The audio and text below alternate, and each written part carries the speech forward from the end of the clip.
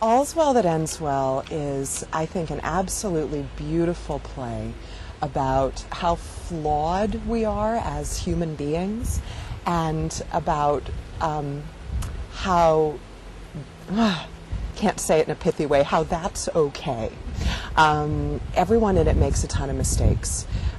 People are in love, people are trying to get what they want, people are trying to grow up, people are trying to fight wars, and they do terrible, terrible, terrible things to each other all across the board. There's no straight up hero, there's no heroine, there's just people trying to live their lives. And at the end of the day, you know, the title doesn't mean everything's okay.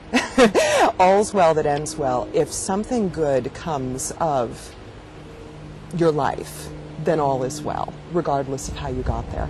And I find that really compelling, and I find it really modern, actually, although this won't be a modern production per se. So I guess to say I find it timeless.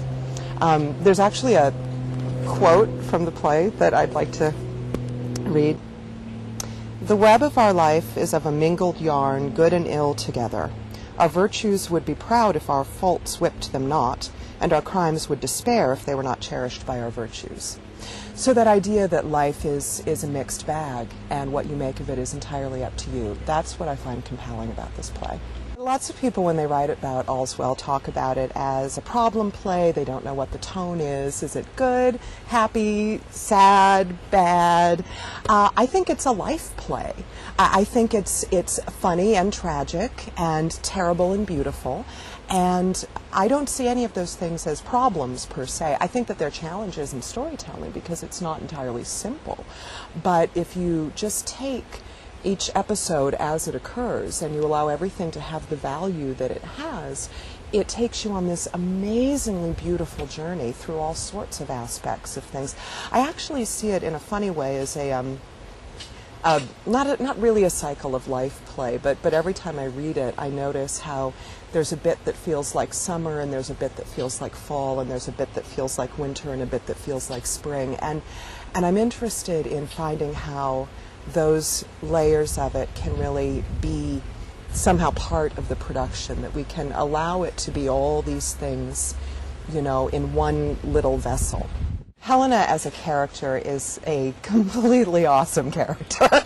I mean, she's got aspects of kind of Cinderella mythology woven into what she is. You know, she comes from the lowest of the low. She's a poor girl in a rich household who falls in love with a man that she couldn't possibly ever get. You know, the wealthy son of the house owner.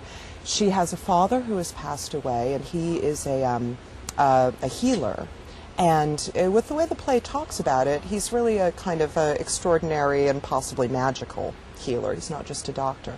So she has this father who had this gift, and she apparently also has this gift. So you've got this young woman with magical powers who sets off on a quest to save a king in order to get the man that she loves. And she saves that king, and she gets what she thought she wanted, and he completely rejects her.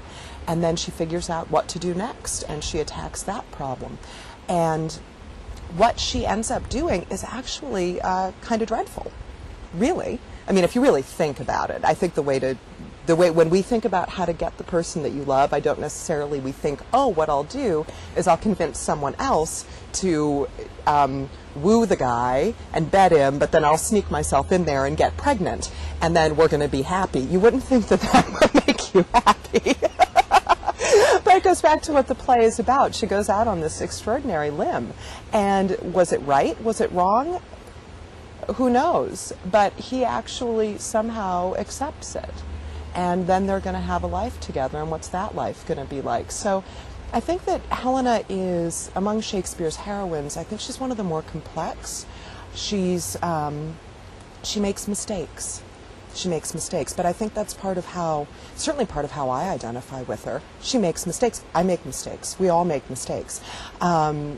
Getting to see someone make mistakes is part of what drama is, and it's part of what theater is. All's Well That Ends Well, I've never seen it, and I've never worked on it before, and I've always wanted to do it, actually, because the way in which the story just careens between, you know, romance and tragedy and comedy and pathos, and the way it really, I think, talks honestly about the struggles that we engage in as we just try to be people and live our lives. Granted, it's heightened circumstances. I don't know that anyone would actually go through this plot in their daily life, but that's what's great about fiction. You know, fiction lets us understand things on a much higher level, and it can take us to these extraordinary places. All's Well is an amazingly beautiful journey, and so I've always really actually wanted to be a part of that journey and making that journey happen for an audience, which is ultimately why we do what we do. We do it for the people who come, and I'm really excited about making a production that will be beautiful and funny and moving and thrilling on a human level for your audiences here.